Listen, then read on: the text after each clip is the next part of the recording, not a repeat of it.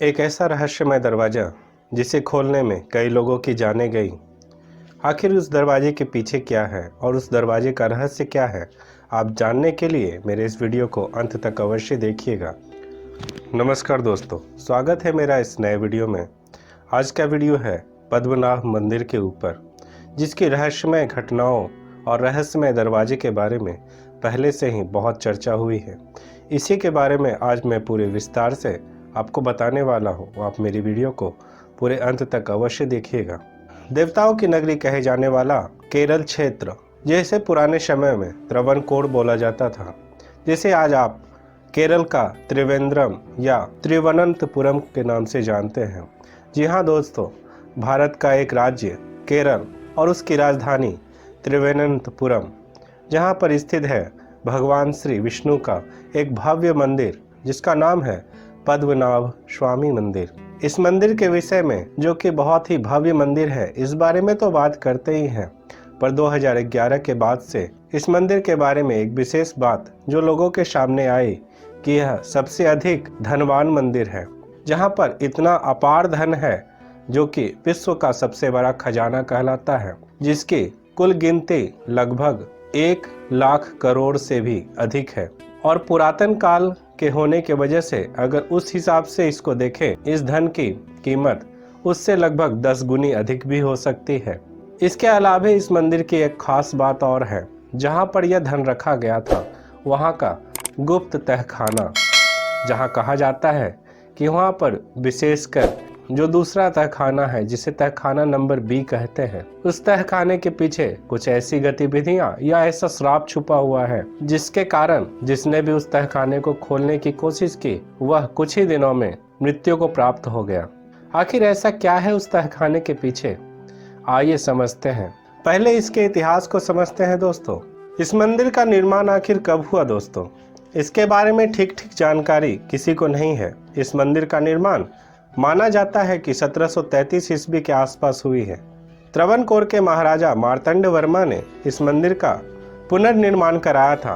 पहले से भी यहाँ एक मंदिर थी, जिसके अलावे इस मंदिर को त्रावणकोर के महाराजा ने दोबारा बनवाया, जिसके नीचे एक बड़े तहखाने का निर्माण कराया गया, जिसमें यह सारी धन रखे हुए थे। कहा जाता है कि 10वीं शताब्दी में इस मंदिर का निर्माण किया गया था। हालांकि कहीं कहीं इस मंदिर को 16वीं शताब्दी में बना हुआ माना जाता है, लेकिन यह काफी साफ तौर पर कहा जाता है कि लगभग 400 साल पहले अर्थात 1750 ईस्वी में त्रावणकोर साम्राज्य के संस्थापक राजा मार्तंड वर्मा ने उस समय के आसपास के राजाओं को हराकर उन सारी राज्यों को अपने अधिकार में लेकर, अर्थात आसपास के सभी क्षेत्रों को मिलाकर त्रावणकोर का निर्माण किया था और इसे एक व्यापारिक क्षेत्र में रूपांतरित कर दिया था। बहुत ही उन्नत यह क्षेत्र होने की वजह से यहाँ पर आसपास के राज्यों से व्यापारी आकर व्यापार किया करते थे। यहाँ तक कि दूर दूर के देशों से और राज्यों से भी व्यापारी यहाँ आया करते थे, जिसमें वे अन्य स्थानों से कीमती सामग्री, सोने और चांदी के सिक्कों के अलावे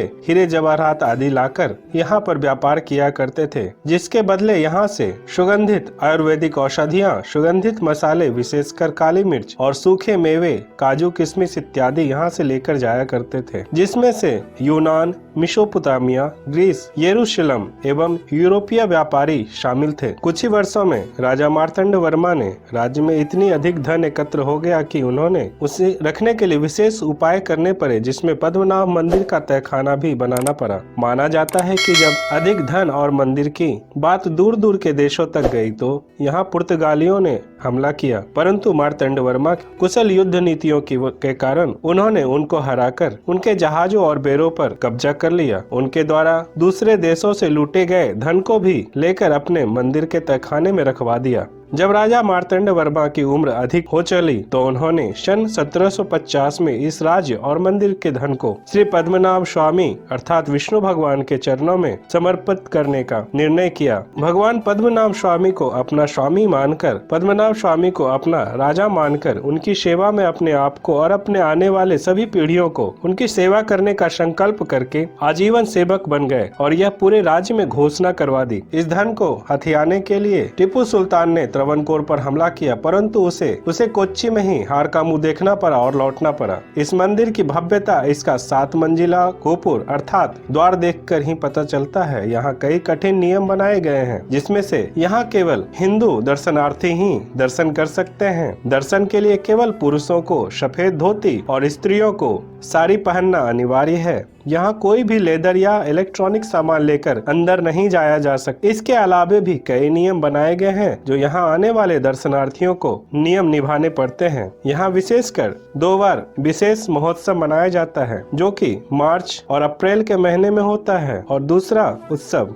अक्टूबर और नवंबर के महीने के आसपास होता है। 2007 में 70 वर्ष के एक बुजुर्ग जो आईवी के पूर्व अधिकारी थे, जिनका नाम टीपी सुंदरराजन था, जिन्होंने सन 2007 में अकल्पनीय काम किया, जिसमें उन्होंने हाईकोर्ट अर्थात उच्च न्यायालय केरल में एक याचिका दायर की कि मंदिर की सारी संपत्तियों को सार्वजनिक करके सभी को बताया जाए कि यहाँ कितनी धन संपत्तियां हैं, जिसके कारण लंबे समय तक जिरह और कोर्ट की कार्रवाई होने के बाद 2011 में सुप्रीम कोर्ट ने यह आदेश दिया कि इस मंदिर में रखे सारे धन का ब्यौरा कोर्ट के सामने पेश किया जाए। इसके लिए 30 जून 2011 को 7 दलों का एक समिति गठन किया गया, जिसमें टीपी सुंदरराजन भी एक सदस्य थे। इसके बाद सभी मंदिर के गर्भगृह से होते हुए अंदर के तहखाने में जाने के लिए सबसे पहले ऊपर बने एक लोहे के दरवाजे को खोला गया, जिसके बाद एक मजबूत अंदर लकड़ी का दरवाजा था। उसे खोलने के बाद 20 फीट नीचे तहखाने में गए, जहाँ की 8 छोटे छोटे तहखाने में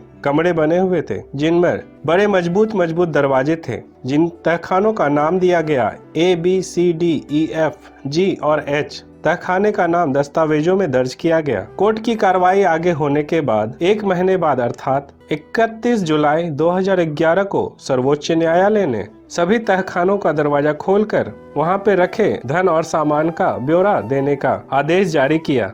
यहाँ के 7 तहखानों में जो धन मिला उसका ब्यौरा लगभग इस प्रकार दिया गया। दूसरे नंबर का तहखाना जो तहखाना B था, वो कभी खोला ही नहीं गया। माना जाता है कि उस तहखाने को जब भी खोलने का प्रयास हुआ, कोई न कोई उस तहखाने को खोलने वाला मारा गया। इसके अलावा जो 7 तहखाने खोले गए, उसमें से कहा जाता है कि तहखाने नंबर E और F में लगभग 40 प्रकार के खजानों का ढेर मिला। तहखाने C में लगभग 1469 प्रकार के खजानों का ढेर मिला। तहखाने नंबर D में लगभग 617 प्रकार के खजानों का समूह मिला और तहखाने नंबर 1 को जब खोला गया तो वहां से लगभग 1 लाख से अधिक प्रकार के खजानों का समूह मिला, जिसमें से 4 फीट चौड़ी 4 फीट ऊंची भगवान पद्मनाभ की सैया पर लेटे हुए एक सोने की रत्न जड़ित हीरो से जड़ा हुआ मूर्ति मिला। इसके अलावा सोने के धागों से बना हुआ कपड़े का एक पुलंदा भी मिला। हर शताब्दी के सोने एवं चांदी के सिक्के मिले, जिसमें अलग अलग देशों के राज्य सिक्के शामिल थे। जिसके अलावा 6 फीट तक लंबे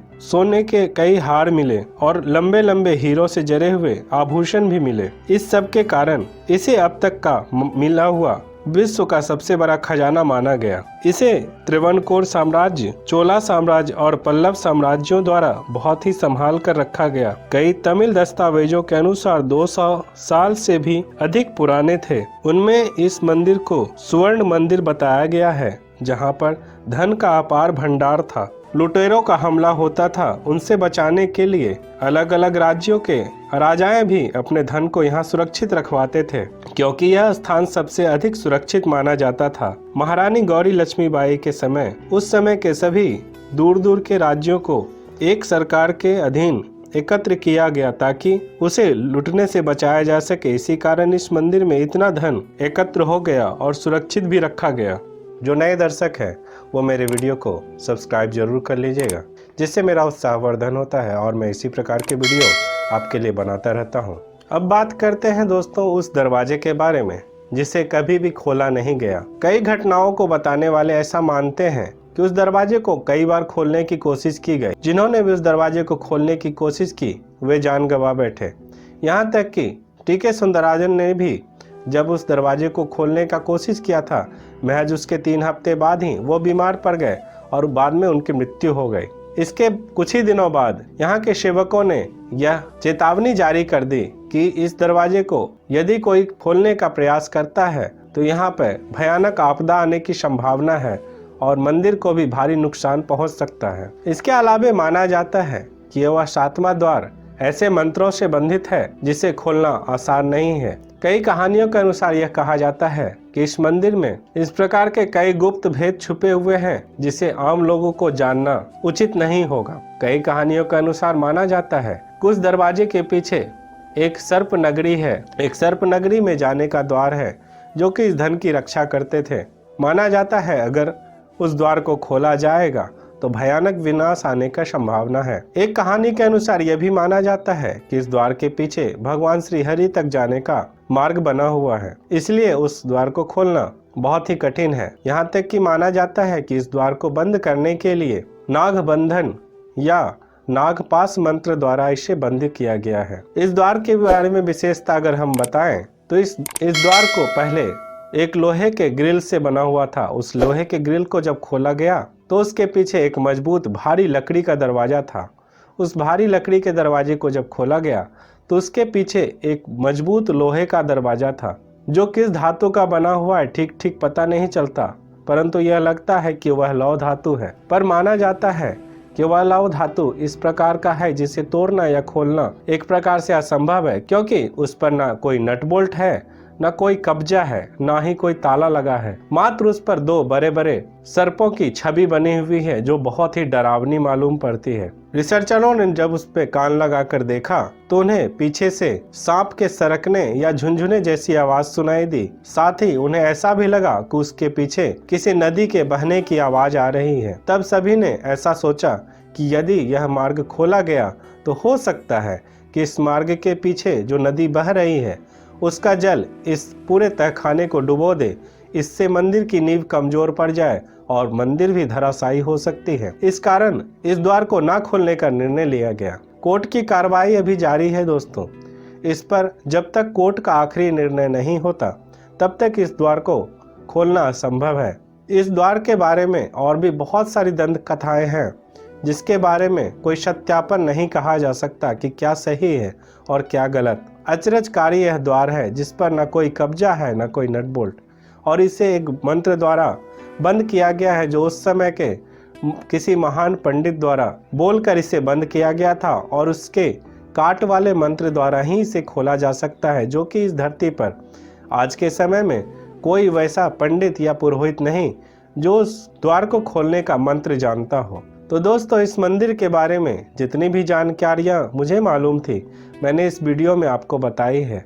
अब आपके ऊपर निर्णय है कि इस द्वार और इस मंदिर के बारे में आप क्या सोचते हैं। आपके मन में जो भी हो आप कमेंट में अवश्य लिखिएगा। तो दोस्तों, अगर वीडियो पसंद आई हो तो इसे लाइक अवश्य कर दीजिएगा और दूसरों को शेयर भी कीजिएगा, जिससे लोग इस वीडियो को देखकर इस पद्मनाभ मंदिर के बारे में और भी कुछ जान सके। मेरे चैनल को जो पहली बार देख रहे हैं और सब्सक्राइब नहीं किया हो तो मेरे चैनल को सब्सक्राइब कर लीजिएगा, क्योंकि मेरे वीडियो के एनालिटिक्स से मैंने जब देखा तो मेरे वीडियो को देखने वाले 98% ऐसे लोग हैं जिन्होंने मेरे वीडियो को सब्सक्राइब नहीं किया है। तो दोस्तों, जो भी मेरे वीडियो को देख रहे हैं उनसे विनम्र निवेदन है कि इस प्रकार के वीडियो को देखने के लिए मेरे वीडियो को सब्सक्राइब जरूर कर लें। तो मिलता हूँ अगले वीडियो में, तब तक के लिए धन्यवाद दोस्तों।